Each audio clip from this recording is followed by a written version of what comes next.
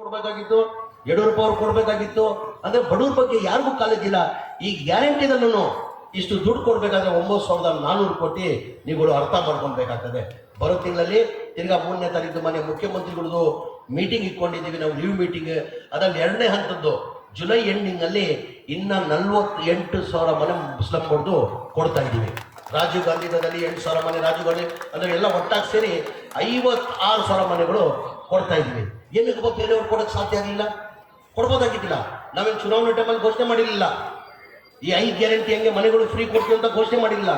ಬರೀ ಕಾಂಗ್ರೆಸ್ ಪಕ್ಷಕ್ಕೆ ಬಡವ್ರ ಬಗ್ಗೆ ಕಾಳಜಿ ಇದ್ದಿದ್ದು ಕಾರಣಕ್ಕಿದ್ದು ಒಪ್ಕೊಂಡಿರೋದು. ಬೇರೆ ಯಾವ ಇದ್ರೂ ಒಪ್ಕೊಳ್ತಾ ಇರಲಿಲ್ಲ. ಇದ್ರಿಲ್ಲಪ್ಪ, ಬೇರೆಯವ್ರು ಕೊಡ್ಬೋದಾಗಿದ್ದಿಲ್ಲ. ಅವಾಗ ಗ್ಯಾರಂಟಿಗಳು ಇರಲಿಲ್ಲ. ಬಿಜೆಪಿ ಕಾಲದಲ್ಲಿ ಗ್ಯಾರಂಟಿಗಳು ಇರಲಿಲ್ಲ. ಅವ್ರೇನಿಗೆ ಕೊಟ್ಟಿಲ್ಲ? ಹೌದಪ್ಪ, ಅವ್ರಿಗೂ ಗ್ಯಾರಂಟಿ ಇತ್ತು, ಅವರು 55,000 ಕೋಟಿ ಕೊಡ್ಬೇಕಾಗಿತ್ತು, ಅವರು ಆ ಕಾರಣಕ್ಕೆ ಕೊಟ್ಟಿಲ್ಲ ಅಂತ ಹೇಳಿದ್ರೆ ಅವಾಗ ಏನೇನೂ ಇರಲಿಲ್ಲ. ಈ 55,000 ಗ್ಯಾರಂಟಿದಲ್ಲೂ 9,400 ಕೋಟಿ ಕೊಡ್ಬೇಕಾದ್ರೆ ಅದು ಸುಲಭ ಇಲ್ಲ. ನಾನು ಬಂದಾದ್ಮೇಲೆ ನನ್ನ ಇಲಾಖೆದಲ್ಲಿ ನಾನು ಕೆಲಸ ಮಾಡಲೇಬೇಕಾನೆ. ಇದೆಲ್ಲ ಯಾರು ಗೌರವ ಬರ್ತದೆ? ನನ್ನ ಮತದಾರರಿಗೆ ಗೌರವ ಬರ್ತದೆ. ತಾವು MLA ಹೇಳ್ಬೋದು, ರೇ ಸಚಿವ ನಮ್ಮ MLA ಅಂತ ಹೇಳ್ಬೋದು ತಾವು.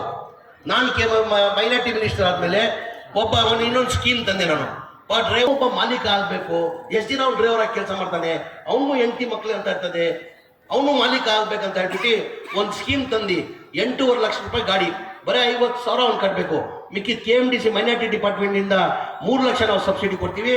ನಾವೇ ಲೋನ್ ಮಾಡಿಬಿಟ್ಟು 5 ಲಕ್ಷ ಸಾವಿರಾರು ಜನಕ್ಕೆ ಈ ವರ್ಷದಲ್ಲಿ ಗಾಡಿಗಳು ಕೊಡ್ತಾ ಇದ್ವಿ. ಏನಕ್ಕೆ ಕೊಡ್ತಾ ಇದೀವಿ? ಬಡವರಿದ್ದವರಿಗೆ. ಬಡವನ ಜಾತಿ ಇಲ್ಲ, ಬಡವನ್ ಯಾವನೂ ಜಾತಿ ಇಲ್ಲ.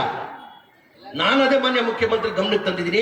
ಸರ್, ಈ ತರ ಸ್ಕೀಮ್ ಎಲ್ಲಾ ಸಮಾಜ ವರ್ಗದವರು ಬಡವರಿದ್ದಾರೆ, ಡ್ರೈವರ್ಗಳು ಇದ್ದಾರೆ ಅಂತವ್ರನ್ನ ಮಾಲೀಕ ಮಾಡಿ ಅಂತ ಮಾನ್ಯ ಮುಖ್ಯಮಂತ್ರಿಗಳಿಗೆ ಮನವಿನೂ ಮಾಡ್ಕೊಂಡಿದ್ದೀನಿ. ನಾನು ಮಾನ್ಯ ಮುಖ್ಯಮಂತ್ರಿಗಳಿಗೆ ಮನವಿನೂ ಮಾಡ್ಕೊಂಡಿದ್ದೀನಿ.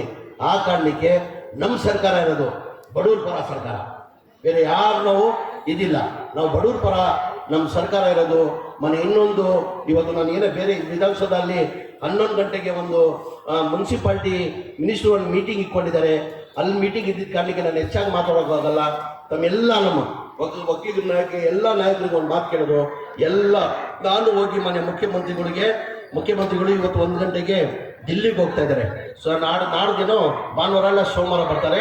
3ನೇ ತಾರೀಕು ಮೀಟಿಂಗಲ್ಲಿ ನಂದೇ ಒಂದು ಪತ್ರ ಬರೆದು ಮನೆ ಮುಖ್ಯಮಂತ್ರಿಗಳು ನಾನು ಕೊಡ್ತೀನಿ. ಈ ಕೆಂಪೇಗೌಡ ಜಯಂತಿ ದಿನ ರಜಾ ಘೋಷಣೆ ಮಾಡಬೇಕಂತ ನಂದೇ ಪತ್ರದಲ್ಲಿ ಕೊಡ್ತೀನಿ. ದಯಮಾಡಿ ಎಲ್ಲರೂ ಏನಕ್ಕಂದ್ರೆ ಮಾಡಬೇಕಾಗಿತ್ತು. ಏನಕ್ಕೆ ಮಾಡಿಲ್ಲ ನನಗೆ ಅರ್ಥ ಆಗ್ತಾ ಇಲ್ಲ. ಮಾಡಬೇಕಾಗಿತ್ತು ನಂದೇ